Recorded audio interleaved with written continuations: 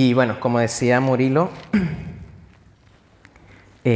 vamos a hablar acerca de un tema que particularmente en algunas iglesias no se habla. Y no es que nosotros seamos especiales ni nada por el estilo, es que la Biblia manda a predicar todo el consejo de Dios. En la iglesia se tiene que predicar desde el Génesis hasta el Apocalipsis. Todo el consejo de Dios. Hay temas que son complicados, sí, pero la Biblia da respuesta a estos temas y es nuestra responsabilidad como expositores de la palabra poder hablar de esto. ¿Me das un poquito de agua antes de empezar? Les invito a que vayan abriendo sus Biblias o encendiéndolas o buscando Mateo 5, versículo 31 y 32.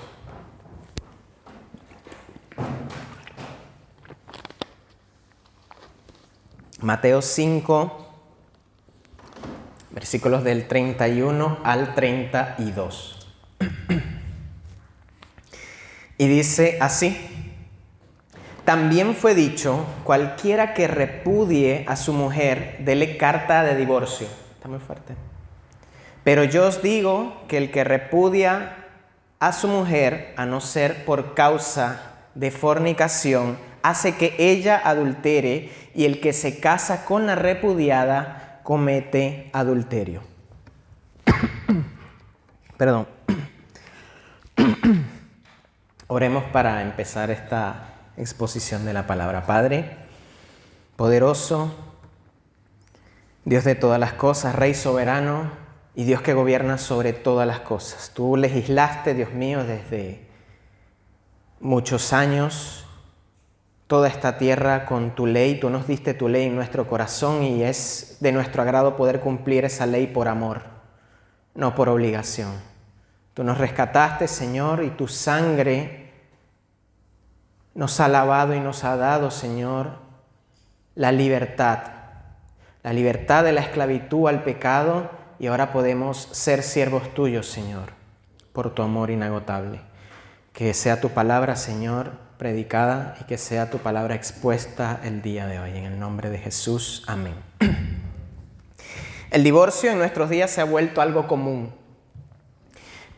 Nosotros podemos ver en series, películas, casi siempre hay una situación de divorcio en donde una persona está casada con alguien y siente que la vida no le fue bien con esa persona, siente que necesita algo mejor y necesita dejar a esa persona, abandonarlo, porque esa persona está aferrando o tomando su felicidad. Generalmente se vende así. Y es bastante fuerte como la sociedad, esto ha hecho bastante base, que aún en la iglesia ha permeado un poco. De hecho, el divorcio es tan común que nosotros hemos conocido a alguien capaz que ha sufrido por esto, ya sea por padres divorciados, capaz tus padres se han divorciado, capaz porque una persona cercana a ti se divorció, o sea, un amigo tuyo tuvo un divorcio y sufrió, o incluso por personas que no conocieron a su padre o a su madre porque desde el inicio, antes de que tuvieran conciencia, ya se habían separado. Es el caso de mi papá. Mi papá es así, él nunca conoció a su padre porque mis abuelos se habían separado antes de siquiera él tener conciencia y nunca lo conoció. Y obviamente esto puede traer consecuencias, ¿no? La falta de una de las figuras dentro del hogar siempre trae consecuencias. Puede crear familias disfuncionales, puede crear traumas, puede crear problemas difíciles de superar y que no deben tomarse con ligereza. Pero esta ruptura trae consecuencias aún más graves que estas. El divorcio rompe un pacto que Dios hizo con la humanidad desde antes de que Él nos entregara su ley. Y nosotros hemos convertido el matrimonio de invaluable a barato, de extraordinario a común y sin sentido ni importancia. Y hemos convertido esto, el matrimonio, en un contrato desechable que podemos escribir cuantas veces nosotros querramos. Por la dureza del corazón es que sucede esto, porque no nos deja ver esta dureza que está en nuestros corazones, e incluso en el tuyo y en el mío, no nos deja ver la profundidad del diseño del matrimonio. Este mensaje se llama El matrimonio, el diseño original. Si nosotros vemos el Sermón del Monte en esta predicación majestuosa que nuestro Señor hizo hace muchísimos años, vemos cómo Él va teniendo un orden lógico y tiene un sentido total. Recordemos que el Sermón del Monte no son las características que se necesitan para ser cristiano, sino que habla de las características del carácter de aquel que ha nacido de nuevo. No es que el Sermón del Monte vos vas a agarrar y vas a hacer una ficha y decir, bueno, si hago tal cosa y tal cosa y tal cosa y tal cosa, obtengo la salvación. No, cuando el Señor te restaura por la obra de su Espíritu Santo, este carácter tuyo va a tener esas características, valga la redundancia. Y es impresionante cómo el Señor viene hablando, porque el mensaje pasado, lo que había expuesto Murilo, hablaba de la lujuria y el adulterio en el corazón, donde los fariseos decían unas cosas, decían, bueno, el adulterio, la fornicación sencillamente es el acto de hacerlo. Mi mente y mis ojos pueden hacer lo que sea, pero el Señor siempre eleva el estándar mucho más allá y nos dice que aun si nosotros codiciamos con nuestros ojos, nosotros pecamos. Y como la codicia en el corazón conduce a pecados sexuales, partiendo de nuestra vista, de lo que nosotros deseamos, de lo que ya está en nuestro corazón. Y ahora, para entender todo el espectro de lo que vamos a ver, necesitamos ver 3 puntos. Y el primero se llama dureza o la dureza del corazón humano. Y está basado en el versículo 31 que acabamos de leer y dice: también fue dicho que cualquiera que repudie a su mujer, dele carta de divorcio. Una frase que si nosotros leemos fuera de contexto puede crear muchísimas malas interpretaciones. Por eso nosotros necesitamos entender el contexto de lo que Cristo estaba hablando. Y el contexto de esto se encuentra en Deuteronomio 24, 1 al 4. Si lo quieren anotar o lo quieren buscar, yo igual lo voy a leer. Deuteronomio 24, 1 al 4 dice esto. Y mientras voy hablando este pasaje, les voy haciendo señas con los dedos para que entiendan cuál fue el primer esposo y cuál es el segundo esposo, para que no haya confusión, porque se puede tornar a casi que un trabalenguas si se lee muy rápido o se lee sin concentrarse. Dice así: cuando alguno, un hombre, tomare una mujer y se casare con ella, o sea, un hombre se casa con una mujer, si no le agradare por haber hallado en ella alguna cosa indecente, vamos a guardar esta palabra, cosa indecente, ya la vamos a ver ahora con más detalle, este hombre le escribirá a esta mujer carta de divorcio y se la entregará en su mano y la despedirá de su casa. Y salida de su casa, la mujer podía ir a casarse con otro hombre. Pero si la aborreciere, ahora se casó con otro hombre, el segundo. Pero si la aborreciere este último, o sea, el segundo, y le escribiere carta de divorcio y se la entregara en su mano y la despidiere de su casa, el segundo, si este segundo hubiera muerto, este que la tomó por mujer, esta mujer no va a poder volver con el primer hombre que la despidió, no podrá volver a tomar, porque eso es un acto de envilecimiento o es un acto de abominación delante de Jehová, y no has de pervertir la tierra que Jehová tu Dios te da por heredad. Ahora, la frase que les dije que guardáramos en nuestra mente era cosa indecente. ¿Qué era esta cosa indecente que hablaba o que decía en este caso Deuteronomio? Bueno, si nosotros vemos el contexto, en el tiempo de Cristo existían 2, digamos así, escuelas de pensamiento, las más grandes que había.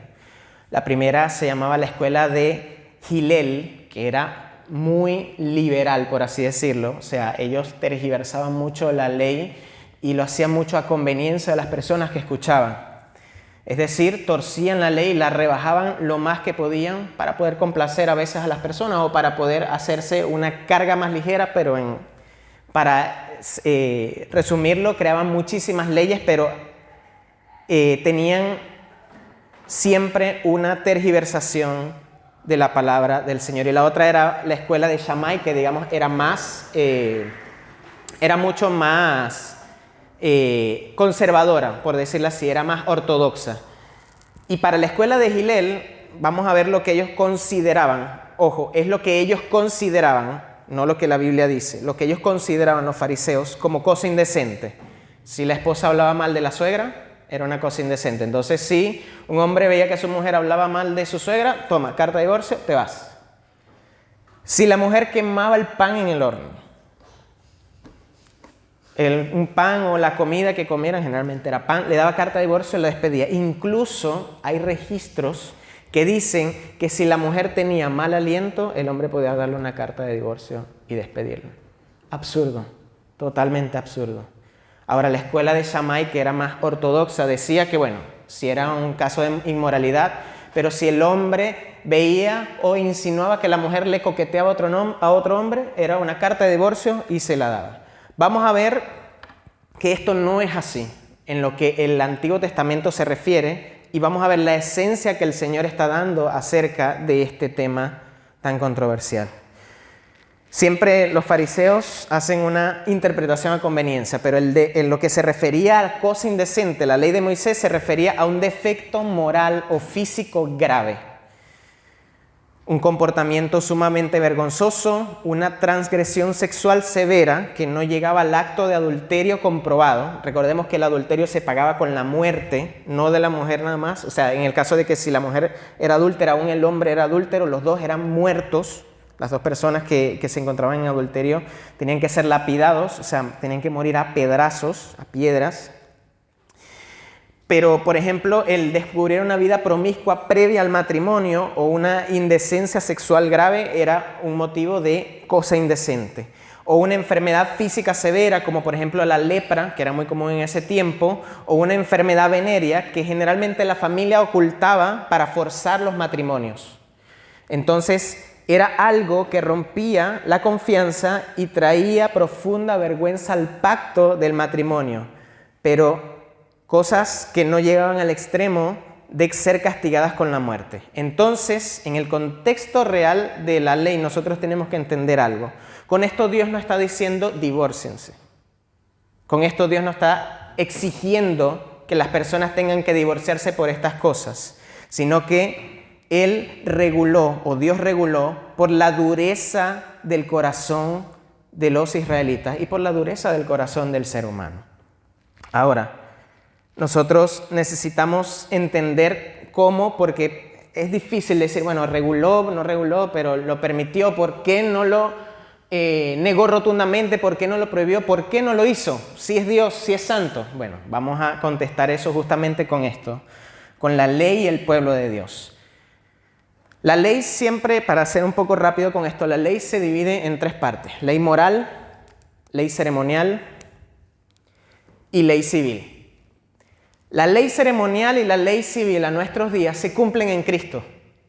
Él es nuestra ley moral, es nuestra ley ceremonial. Él es la ceremonia. En Él se cumple todo esto que tiene que ver con lo civil y lo ceremonial. Y la ley moral es aquella que hasta el día de hoy nos muestra el carácter del Padre.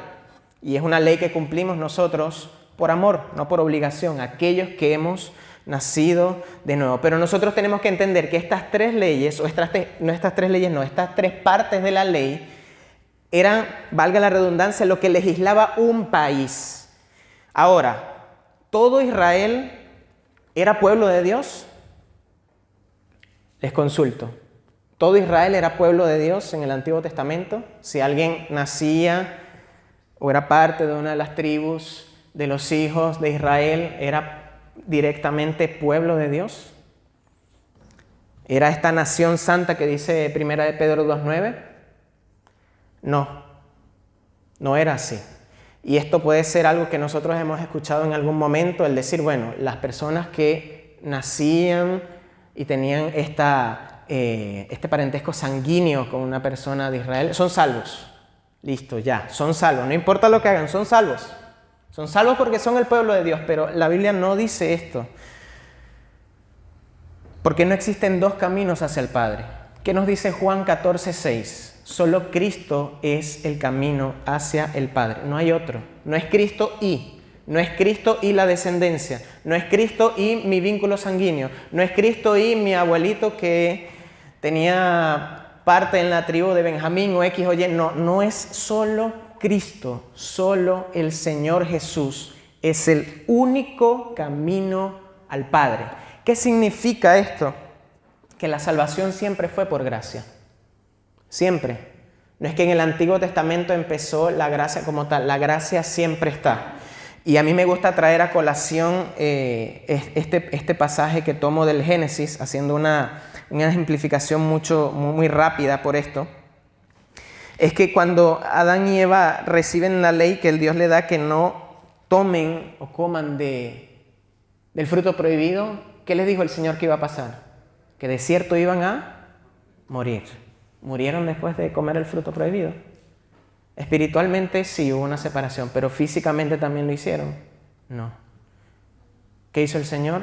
Gracia, misericordia. El Señor los dejó a la intemperie. Sabemos que después de que ellos pecaron, la tierra empezó a producir espinos, dice el Génesis.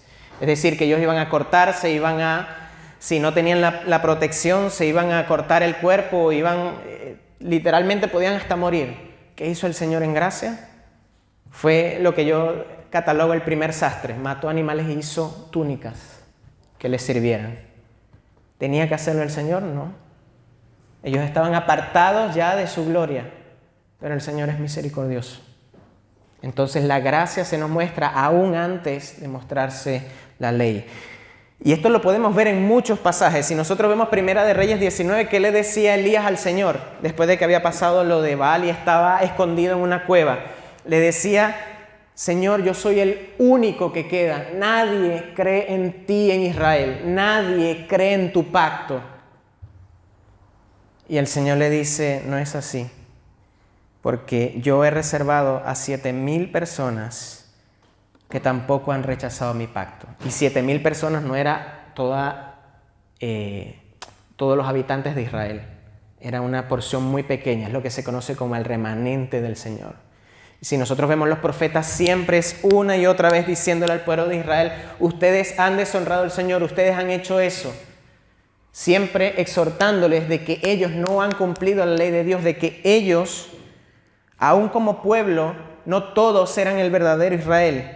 Y pasa también con la iglesia. No todos los que vienen a la iglesia son parte de la iglesia, sino aquellos que han nacido de nuevo, aquellos al que el Espíritu ha transformado. Entonces yo les pregunto a ustedes, si están un montón de personas que no tienen el deseo mínimo de cumplir la ley de Dios, ¿la van a cumplir?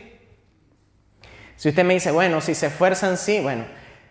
Si me preguntan a mí y yo me veo a mí mismo, yo digo, no lo van a hacer, porque yo también he fallado y he pecado y soy un pecador. Todos los días transgredo la ley de Dios. Todos los días lucho con mis pensamientos, todos los días lucho con las cosas que vienen a mi mente siempre, y tú también. Entonces, si nosotros fallamos a la ley de Dios, imagínese que la ley del país fuera esto: caos y destrucción. El Señor lo sabía. El Señor sabía que el corazón del ser humano es duro. Él sabía que el corazón del ser humano no iba a cumplir la ley de Dios. Pero por misericordia regula este tipo de cosas. Porque recordemos que el pueblo de Israel viene del paganismo de Egipto. Entonces no podemos esperar o juzgar muy drásticamente. Cuando hablamos la semana pasada que decía, a veces queremos ser más buenos que Dios, a veces queremos ser, no más malos que Dios, como dije y luego corregí, a veces, porque somos más malos que Dios siempre. A veces queremos ser más justos que Dios y decir, no, el Señor tiene que hacer esto y lo otro. Nosotros no somos Dios. Y gracias a Dios que no somos Dios, porque no tenemos el amor y misericordia que Él tiene para con nosotros. Entonces, por esto es que el Señor regula, mas no permite. El Señor aborrece el divorcio, pero lo permite aún.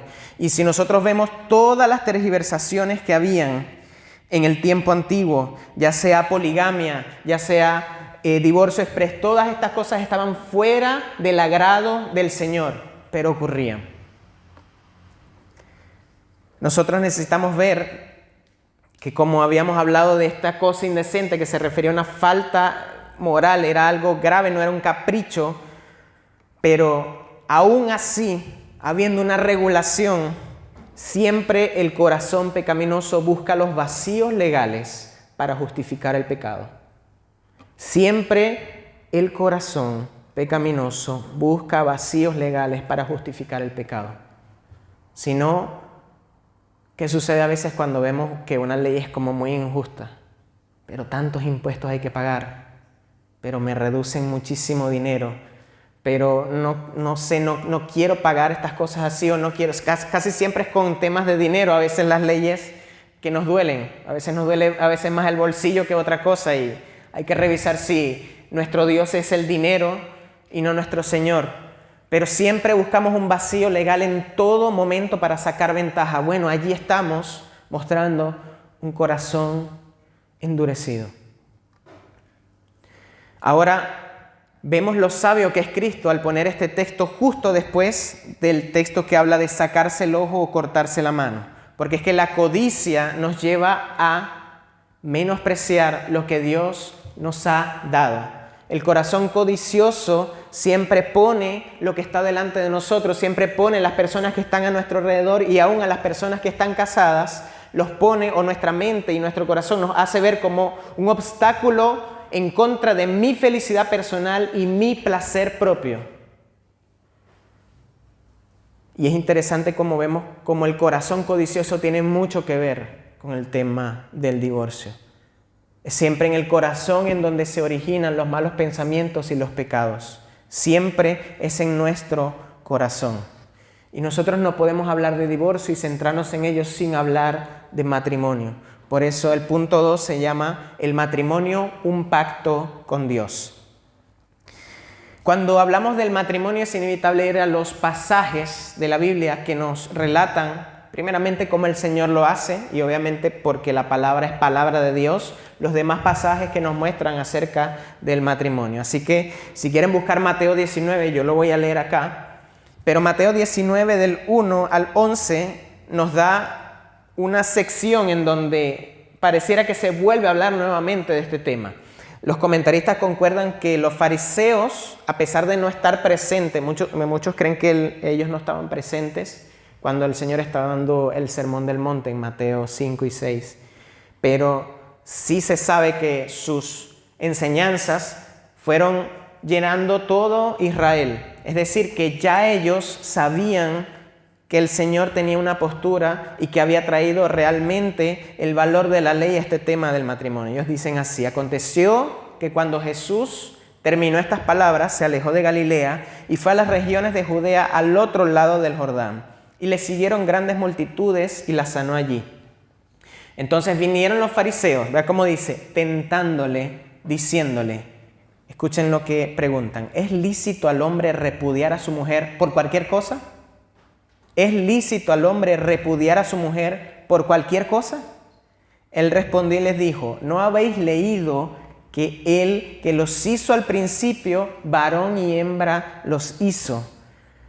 Y dijo, por eso el hombre dejará padre y madre y se unirá a su mujer y los dos serán una sola carne. Así que no son ya más dos, sino una sola carne. Por tanto, lo que Dios juntó no lo separa el hombre. Y le dijeron, escuchen lo que dicen, ¿por qué pues mandó Moisés a dar carta de divorcio y a repudiarla? Ellos lo que le estaban diciendo acá es, mira, ¿tú estás con la escuela de Hillel o estás con la escuela de Shammai? ¿De qué lado estás? ¿De qué lado de nosotros estás? El Señor les dice, por la dureza de vuestro corazón, Moisés os permitió repudiar a vuestras mujeres, pero les dice esto, mas al principio no fue así. Y yo os digo que cualquiera que repudia a su mujer, salvo por causa de fornicación, y se casa con otra, adultera. Y el que se casa con la repudiada, adultera. Y vean lo que dicen sus discípulos. No son los fariseos, son sus discípulos. Le dicen, si esa es la condición del hombre con la mujer, no conviene casarse. Es como que, no, pero si no me vas a dejar divorciarme por lo que a mí me dé la gana, no, así no. O sea, si yo no voy a hacer lo que a mí me place, así no.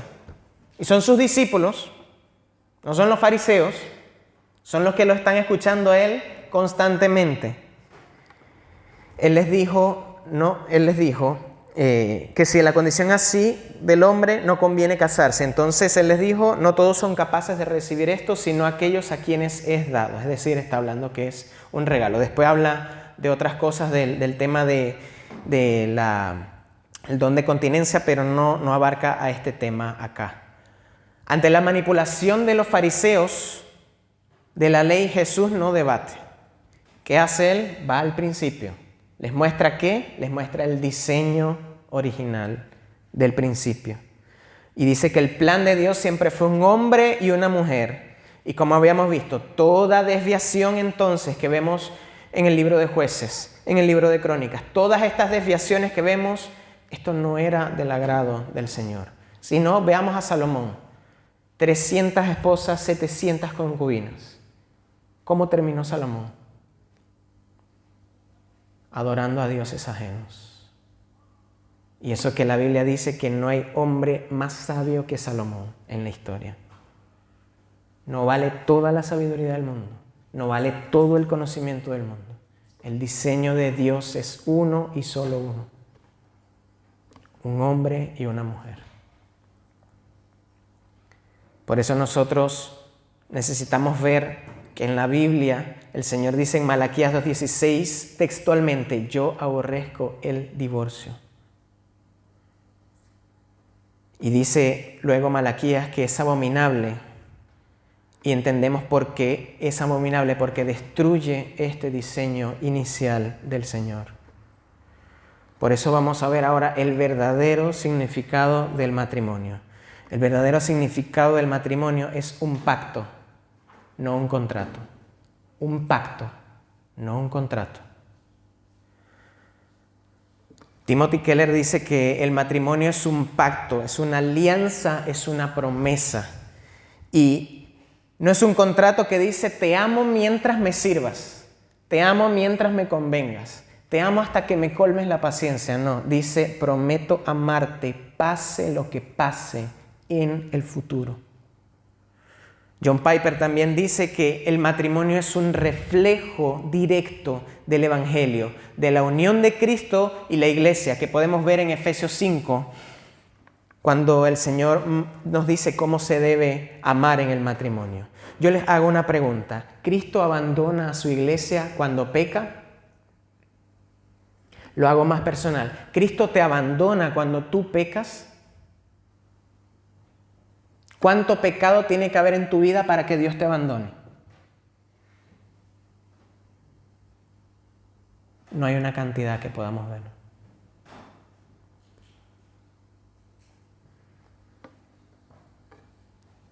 Entonces, esto es un tema de diseño y de diseño único. Si nosotros vamos escarbando más en la esencia del matrimonio, nos preguntamos, ¿será que el matrimonio es porque dos personas se están amando y tienen afecto? Cuando eso se acabó todo porque se acabó el amor. No. Si nosotros vemos, una mascota nos puede dar afecto. Nosotros podemos llegar a casa y ver un perrito que se alegra porque nosotros lo dejamos capaz sin comer todo el día y se va a alegrar incluso al vernos. Entonces no es eso. Será tener una familia, será la procreación, la multiplicación. Los animales hacen eso y no están casados. Y el Señor no les dio una orden de que se casaran, pero lo hacen porque fue lo que Dios les dijo que hicieran. Ellos tienen todo eso.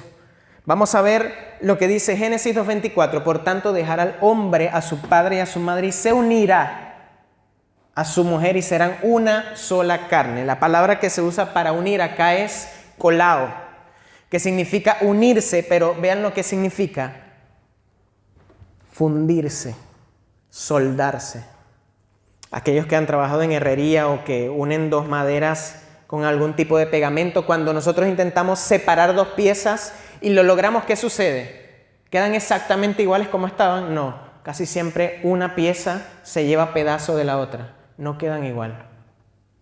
Cuando se fundieron dos metales, para romperlos hay que destruir la estructura completamente.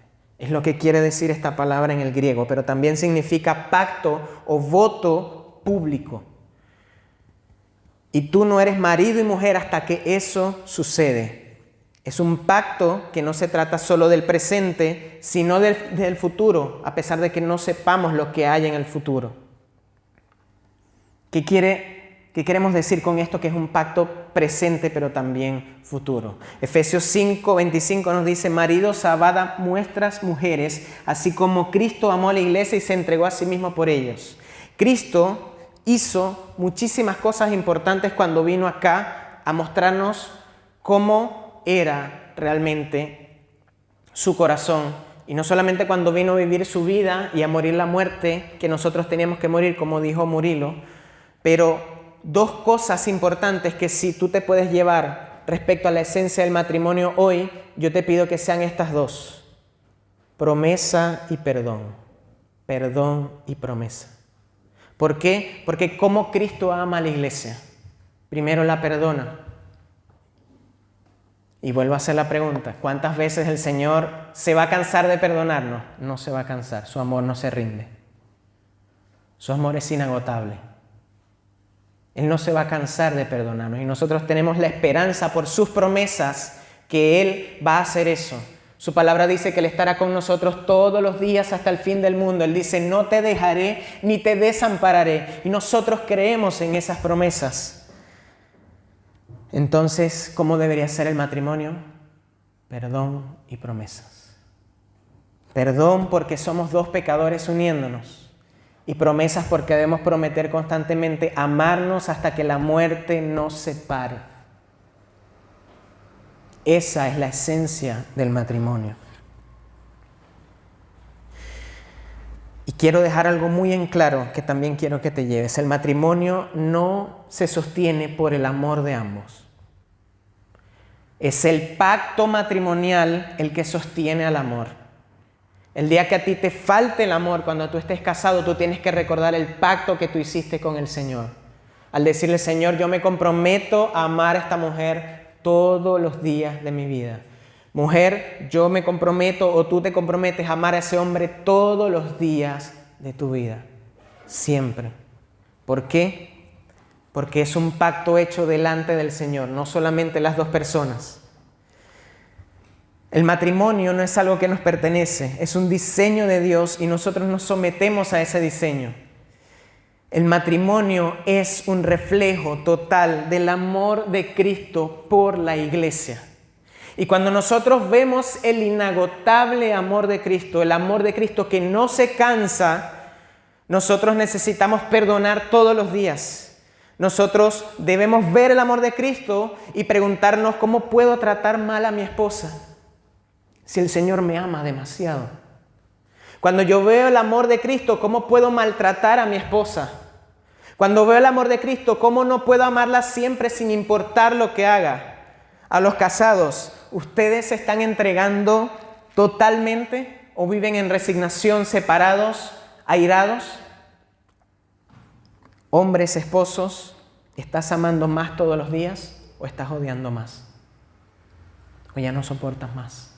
¿O ya te cansaste? ¿O ya te olvidaste de la promesa que hiciste delante del Señor? ¿Estás tratando con amor o con indiferencia? Ya no te interesa nada. Ya no te interesa lo que tu mujer dice. Ya no te interesa hablar con ella. Ya no te interesan los temas que a ella le interesa, sino que solo te interesas tú, por ti mismo.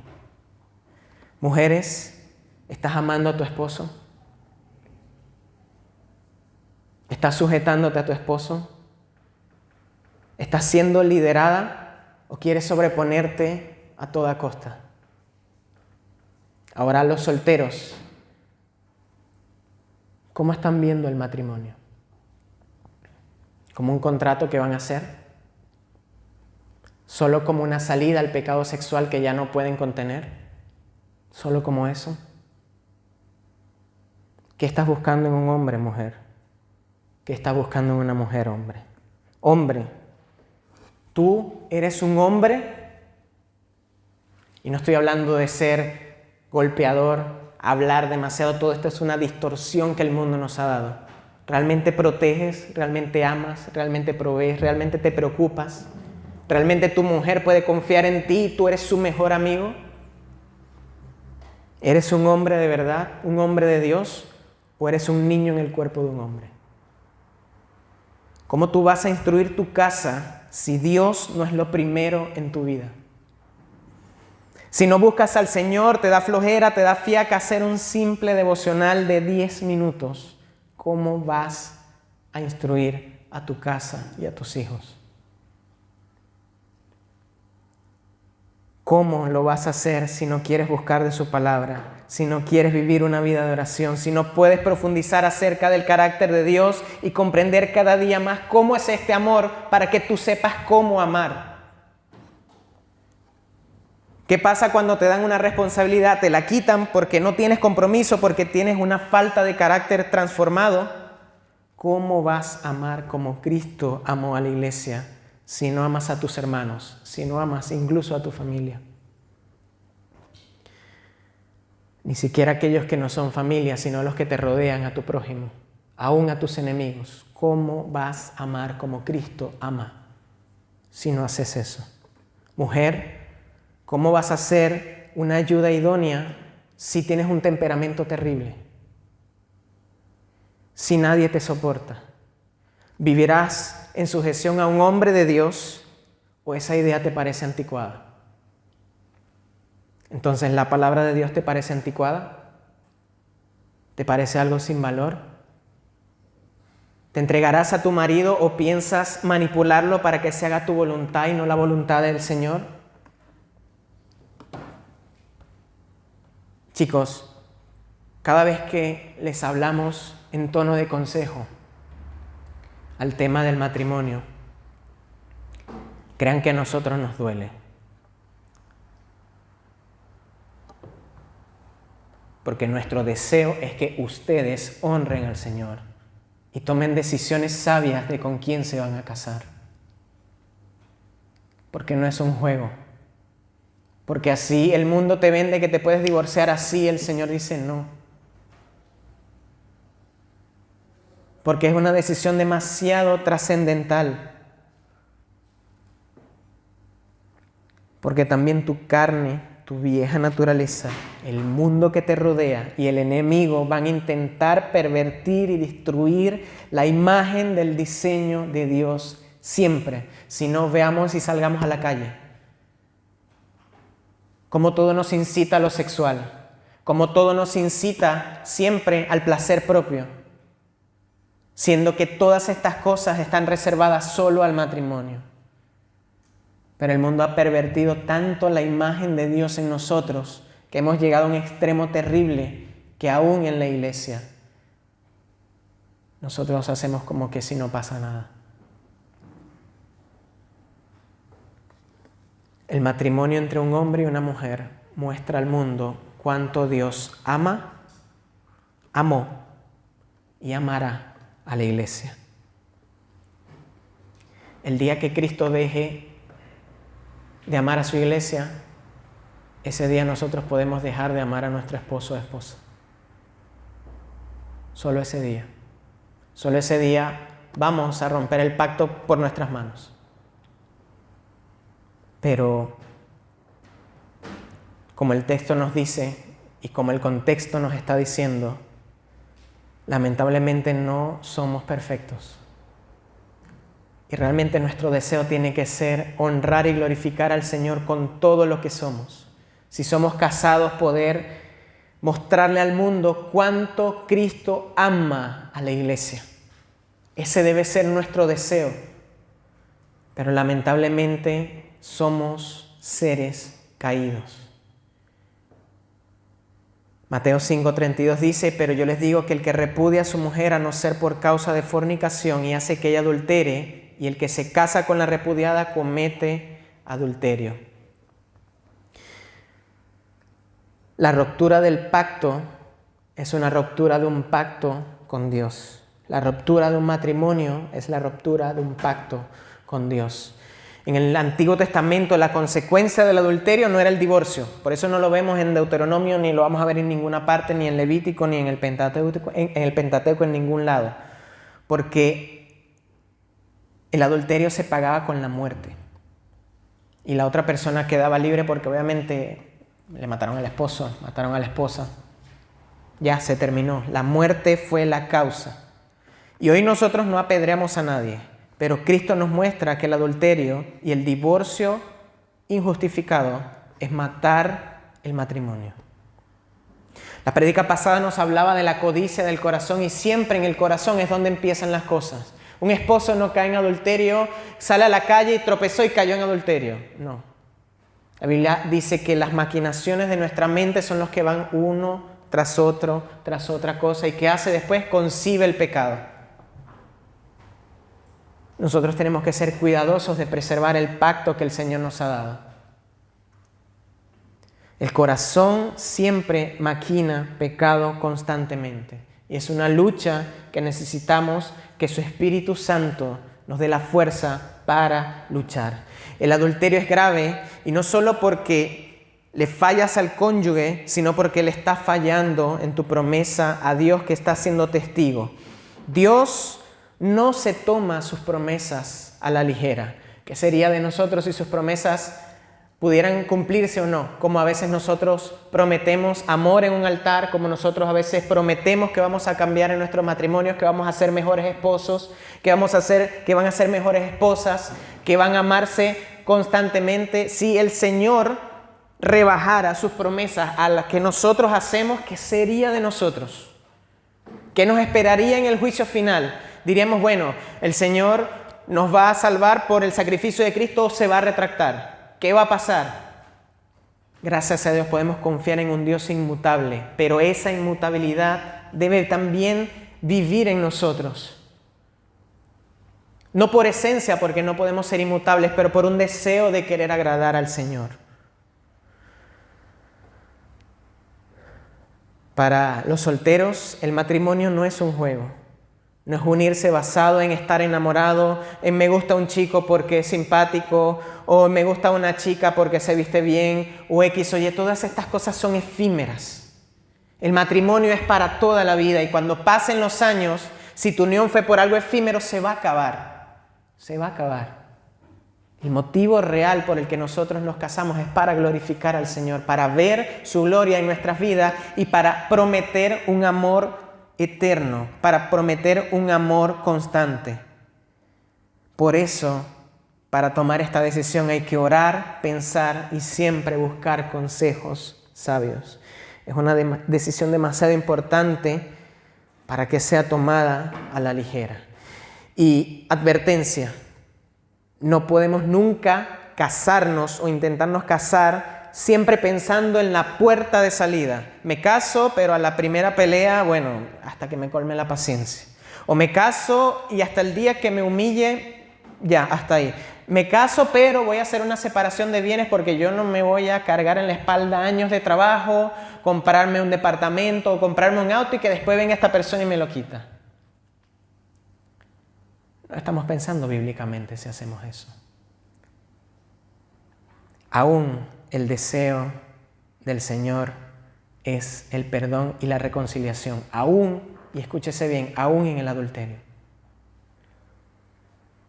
Y antes de que hablemos las causas válidas que la Biblia avala y las confesiones de fe también avalan, debemos poner en alto el perdón sobre todo.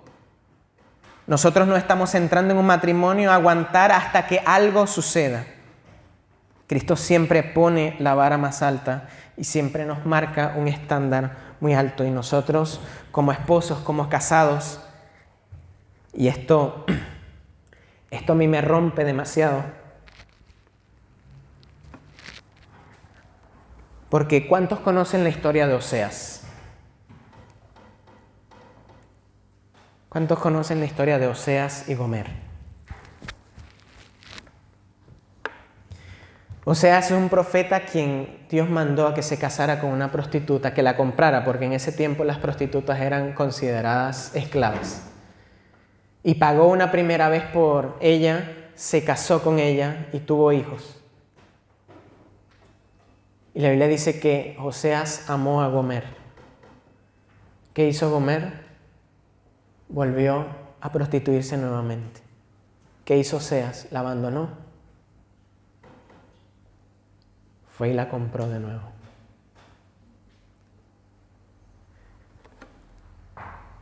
Entonces yo como esposo, ¿cómo puedo pretender que aún ni siquiera la infidelidad la pueda perdonar? Si con Oseas Dios me muestra que aunque si yo soy infiel y tú eres infiel, Él permanece fiel. ¿Cómo puedo hacer un pacto con Dios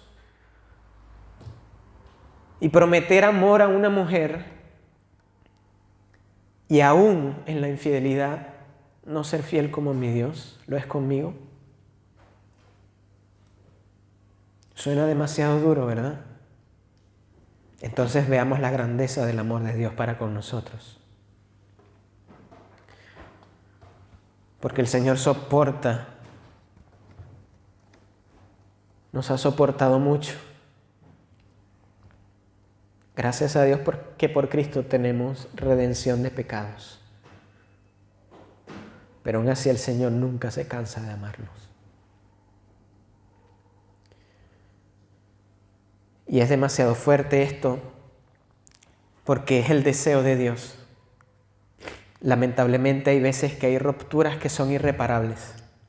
Y acá es donde tenemos que ser sinceros y no ver esto como una salida y un escape, sino ver nuestra incapacidad de, aun teniendo su Espíritu en nosotros, no poder cumplir su ley. Y no es porque el Espíritu Santo no tenga poder. El Espíritu Santo es la tercera persona de la Trinidad viviendo en nosotros, pero nosotros le damos más cabida a nuestra carne, a nuestro yo, que a su Espíritu. Y por eso es que pecamos. Y aún con estas rupturas que son irreparables, aún el Señor legisla, porque es bueno y misericordioso. Aunque Dios odia el divorcio, Él ama al oprimido. Y vivimos en un mundo caído y a veces la dureza del corazón es tan irreversible que el divorcio es lo que Timothy Keller llama una amputación. ¿Quién quiere una amputación? Nadie. Nadie. No sé si han conocido a alguien que padece diabetes y lamentablemente a veces tienen que ir cortando partes de su cuerpo. Esta gente sufre. Nosotros no podemos entender eso. Es un sufrimiento de perder una pierna que tuviste toda tu vida y que no vas a tener más. Y que probablemente en unos años tenga que cortarte la otra o una mano. Y es realmente terrible. Duele. Pues así es el divorcio. Es una ruptura demasiado grande.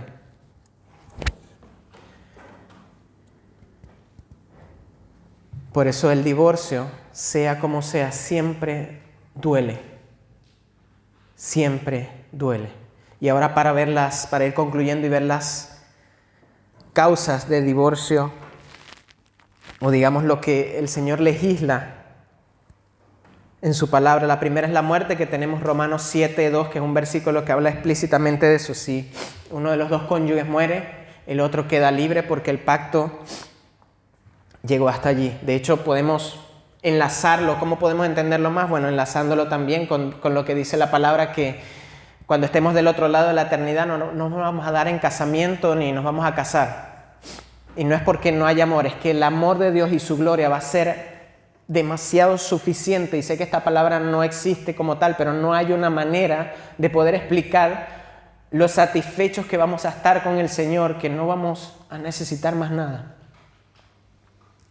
La segunda es el adulterio y la inmoralidad sexual. La palabra que se usa en griego es porneia, que se refiere a faltas sexuales, o sea, a pecado sexual. Obviamente pecado sexual consumado. Martin Lloyd-Jones dice eso también, que Cristo aquí, el derecho del divorcio de la parte inocente, porque se ha roto el vínculo y el pacto de una sola carne, como había dicho. Se ha roto y una parte de la pieza se ha llevado otro pedazo de otra, es decir, no han quedado iguales como estaban antes. Es algo que es doloroso y debe ser doloroso, pero la parte inocente queda libre, es decir, aquella persona de la pareja que no comete adulterio queda libre y puede tener nupcias luego, según lo que dice la palabra. La otra persona, según lo que dice la palabra, adultera al contraer nupcias. Y el número 3, y esto quiero dejarlo bien en claro, y quiero que se escuche bien y se entienda bien, porque esto no habla de un motivo que se tome a la ligera. Cuando nosotros vemos la Confesión de Fe de Westminster y la Confesión de Londres de 1689. Vemos cómo en la historia se ha tenido la interpretación de lo que se llama abandono obstinado. Y yo necesito que ustedes me entiendan acá. No es que se está diciendo que cualquier tipo de abandono se permiten nupcias para la otra persona, se permiten casar. La Biblia habla específicamente en 1 Corintios 7:15 que dice que si el incrédulo se separa, sepárese, pues no está el hermano o hermana sujeto a servidumbre en semejante caso, sino a paz nos llamó Dios. Y aquí hay algo que nosotros necesitamos entender: la necesidad de una iglesia sana. Porque este tipo de casos no pueden ser tratados a la ligera. No puede ser por un chisme, por una manipulación, por ninguna de las partes. Hay muchas causas que pueden mostrar abandono. De hecho, hay casos muy fuertes donde el esposo viola a los hijos, donde el esposo maltrata físicamente a su esposa. Hay muchísimos casos, pero que esto quede claro: no son los casos los que nos dan el motivo del divorcio. Es la palabra de Dios la que regula esto, es la que nos muestra cuál es la norma a seguir. No son los casos, es la palabra de Dios quien nos los dice. Por eso necesitamos orar por la iglesia, orar por los pastores, orar por los líderes, para que se aplique la disciplina bíblica, se proteja al inocente, se llame al arrepentimiento al ofensor y se actúe con gracia y verdad como el Evangelio nos dice. Y para terminar, aún para las personas que son divorciadas, y esto quiero que se entienda muy bien: el divorcio no es el pecado imperdonable. Hay personas que llegan a nuestra iglesia y han tenido un divorcio.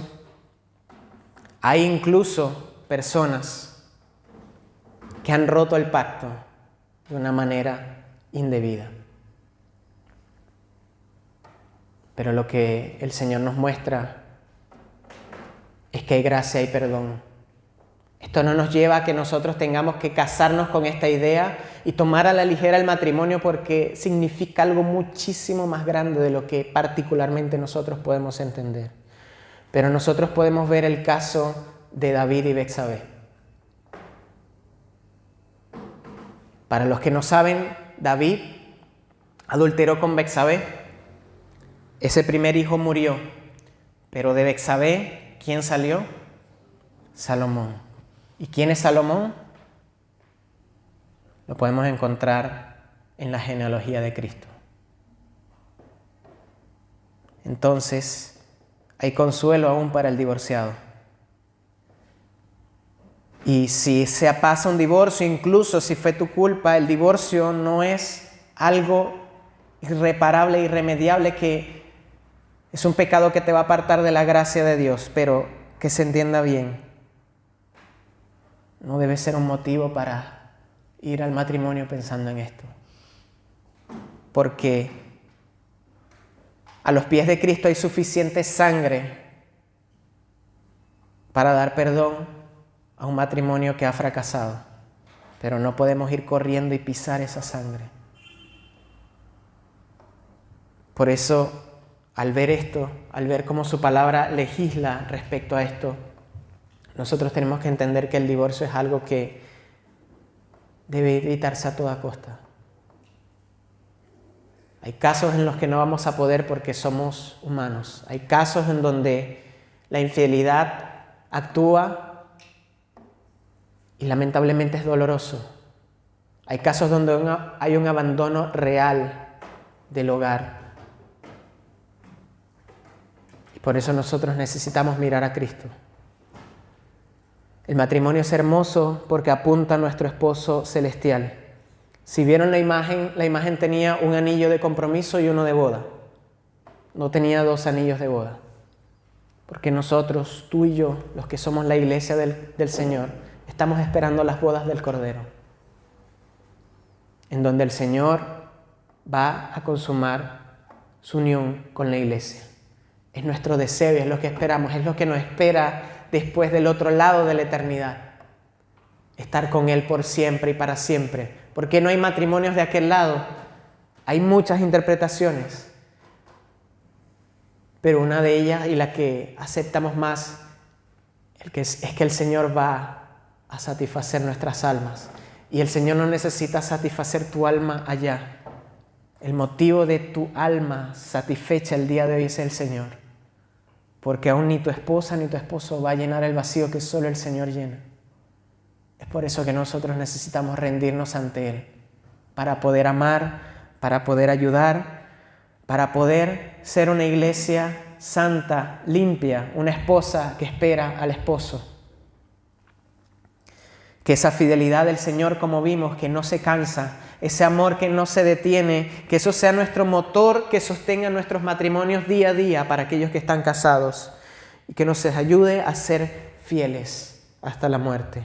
Esposos amorosos y guías, no tiranos indolentes. Esposas amorosas y sujetas, no manipuladoras. Siendo solteros, que al ver la hermosura y grandeza del matrimonio, seamos sabios y pacientes para esperar. Sabios y pacientes para esperar.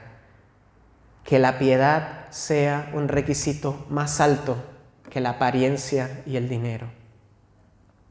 Y aun siendo divorciados, que podamos arrepentirnos, aun si fuiste la parte ofendida o la parte que ofendió, que nuestras decisiones siempre nos lleven a glorificar a Cristo. Que descansemos en su gracia y su perdón y que nuestros errores nos muestren, que el divorcio también nos muestre aún cuánto nosotros tenemos que menguar al ver capaz otra persona que se ha divorciado, a pesar de capaz tú eres el que te está divorciando, que puedas ver cuánto tú necesitas menguar, cuánto necesitas conocer más al Señor y comprender su voluntad y cuánto necesitas de Él para que nos guíe en un nuevo comienzo. Que entonces nuestras vidas y que nuestros matrimonios reflejen por medio de Cristo su amor para con la iglesia. Y lo repito, que reflejemos por medio de Cristo su amor para con la iglesia y que el mundo lo pueda ver.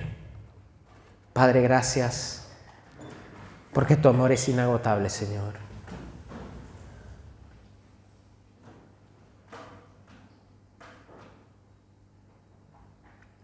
Señor, si aún nosotros intentáramos escondernos, como dice el Salmo, Señor, aún debajo de las montañas, ahí tú estás, Señor. Tu amor nos arropa, Señor, tu misericordia nos llena. Señor, ayúdanos a tomar decisiones sabias al momento de escoger a alguien para poder casar a aquellos que están solteros. Que tú seas el motor que impulsa, Señor, el amor que damos a nuestras esposas, que nosotros veamos en ti, en tu amor por la iglesia, cómo los esposos deben amar a sus esposas.